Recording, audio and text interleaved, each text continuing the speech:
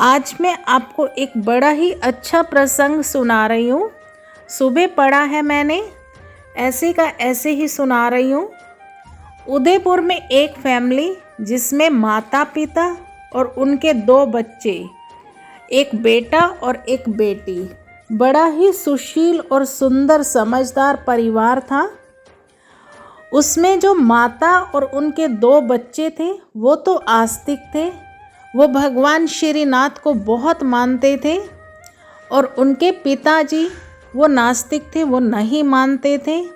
पर उन्होंने अपने बच्चों को और अपनी पत्नी को कभी भी रोका नहीं इस बात के लिए, और ना ही उनकी पत्नी ने कभी अपने पति पर इस बात के लिए दबाव बनाया कि आप भी हमारे साथ पूजा पाठ किया कीजिए।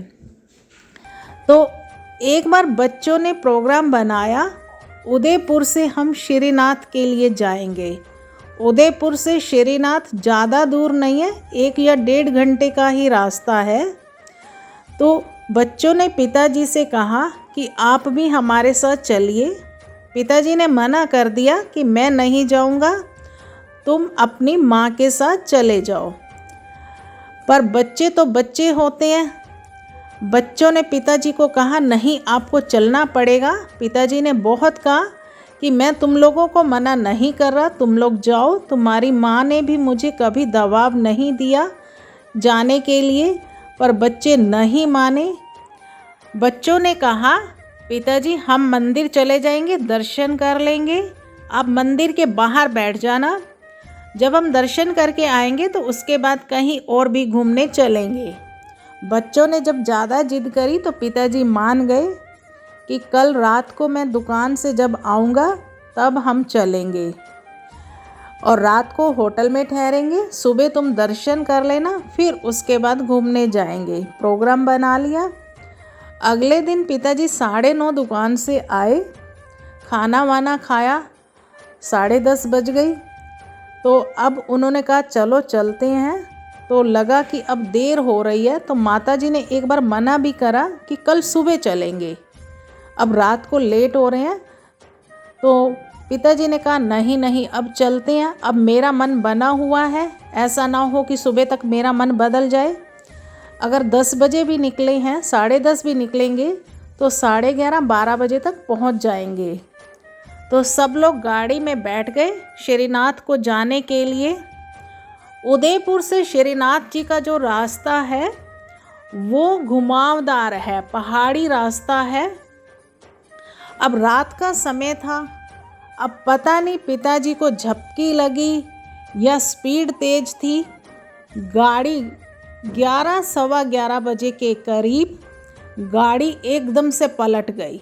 1 पलटी खाई, 2 खाई, 3 खाई, और जाकर एक चट्टान से टकराई और बड़ी तेज आवाज़ आई। और वहाँ लोगों ने सुनी भी आवाज़, पर समझ नहीं आई क्योंकि गाड़ी नीचे चट्टान में चली, खाई की तरफ थोड़ी सी चट्टान पे अटक गई थी। तो गाड़ियाँ तो जा रही थी, आवाज़ भी सुनी, पर समझ नहीं आई कि ये हुआ क्या।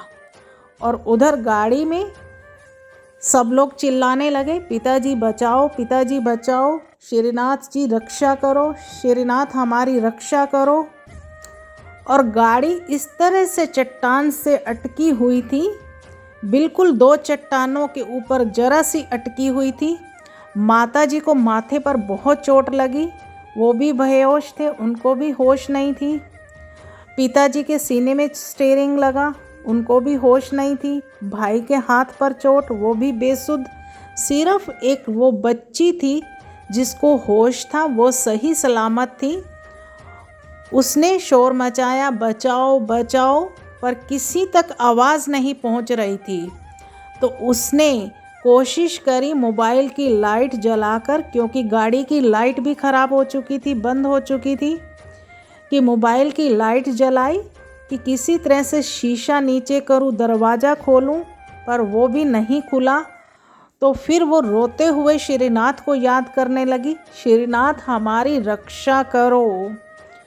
तो तभी अचानक से एक व्यक्ति, यंग बच्चा था, ऐसे लगा लो उसकी उम्र 23 से 24 साल की होगी, वहाँ से निकला उसे आवाज़ सुनाई दी कि कोई चिल्ला रहा है।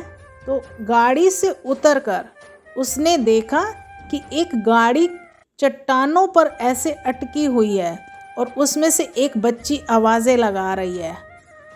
तो उसने जैसे तैसे करके उस बच्ची को उस गाड़ी में से निकाला और पूछा ये सब कैसे हुआ। तो उसने सब कुछ बताया। तो उसने कहा कि मेरे पिताजी को और मेरे भाई और माँ को गाड़ी में से निकालो। अब वो गाड़ी में से कैसे निकालते, छोटी सी वो बच्ची और ये एक व्यक्ति गाड़ी में से 3 जनों को कैसे निकाले। तो उसने उस बच्ची को कहा तुम इधर आराम से साइड पे ले जाकर बिठा दिया, रुको मैं कोशिश करता हूँ। तो उस अकेले व्यक्ति ने पता नहीं कैसे, इसे श्रीनाथ जी का चमत्कार समझिए या श्रीनाथ जी की शक्ति समझिए, उन तीनों जनों को गाड़ी से बाहर निकाला और फिर उस बच्ची से पूछा कि तुम कहाँ जा रहे हो। उस बच्ची ने कहा हम श्रीनाथ जी के दर्शन के लिए जा रहे हैं। तो उस सज्जन ने कहा मैं भी उधर जा रहा हूँ, चलो मैं तुम्हें छोड़ देता हूँ। अब तीनों जनों को पीछे वाली सीट पर बिठाया और बच्ची को अगली सीट पर बिठाया और साथ में बातें करते रहे ताकि बच्ची भी बेसुध ना हो जाए। और बच्ची को कहा कि पहले अब हम इन्हें हॉस्पिटल ले जाते हैं, इनका ट्रीटमेंट करवाते हैं। बच्ची ने कहा इतनी रात को कौन से डॉक्टर मिलेंगे। तो उस नौजवान ने कहा मेरे जानकार डॉक्टर हैं, उनके पास चलते हैं। अब रात को हॉस्पिटल में गए, ट्रीटमेंट शुरू हुआ। तो वहाँ रजिस्टर में नाम भरना होता है क्योंकि एक्सीडेंट केस था। तो उस सज्जन ने उस बच्ची से कहा तुम अपना नाम भर दो यहाँ पर। तो उसने भी कहा, क्योंकि वो भी थोड़ी बेसुध सी हो रही थी, उसने इशारे से कहा तुम अपना नाम भर दो। तो उस सज्जन ने अपना नाम भर दिया और उसने अपना नाम क्या लिखा, केशव। अब जब वो सब ट्रीटमेंट हो रहा था उसके बाद वो जाने लगा, तो जाते हुए वो माता जी से कह कर गया श्रीनाथ जी के दर्शन करने आए हो, सुबह तक तुम सब ठीक हो जाओगे, आराम से श्रीनाथ जी के दर्शन कर लेना और मैं सबकी संभाल करता हूँ। और अपने पति से कह देना श्रीनाथ जी के दर्शन करने आते हो तो श्रद्धा से आया करो। ऐसा कहकर वो यंग बच्चा वहाँ से चला गया। सुबह जब इनको होश आया तो इनको सब याद आया कि किस तरह से गाड़ी पलटी थी, किस तरह से हम वहाँ नीचे की तरफ गिर रहे थे। तो ये हॉस्पिटल से सीधा वहीं गए जहाँ इनका एक्सीडेंट हुआ था। तो वहाँ देखा तो हैरान, गाड़ी इस तरह से 2 पत्थरों पर अटकी हुई थी, जरा सी भी हिलती तो बिल्कुल नीचे खाई में जाती। अब वहाँ से फिर ये श्रीनाथ जी के दर्शन करने के लिए जब मंदिर गए तो पुजारी जी से सब बात बताई और माता जी ने ये कहा मुझे धुंधला धुंधला ये याद आ रहा है, वो नौजवान जाते हुए मुझे ये कहकर गया श्रीनाथ जी के दर्शन करने आए हो, अपने पति से कहना श्रद्धा से आया करें और मैं सबकी संभाल करता हूँ।